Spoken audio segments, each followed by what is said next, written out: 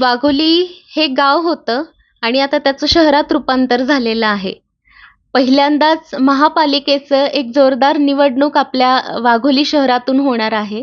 त्याच्यासाठी बरेच उमेदवार इच्छुक आहेत आणि ते उभेही आहेत.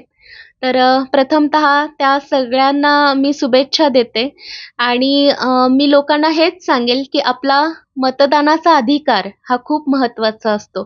प्रत्येकाने मतदान करा आणि एक चांगला उमेदवार जो नगरसेवक म्हणून निवडून देणार आहे, तर तो असा निवडून द्या, की तो त्या पदासाठी नक्कीच कॅपेबल असेल. तरी एकंदरीत हा प्रभाग कोणता आहे आणि मतदान कोणत्या तारखेला होणार आहे? हा प्रभाग क्रमांक 4 आहे आणि मतदान येत्या 15 जानेवारीला आहे.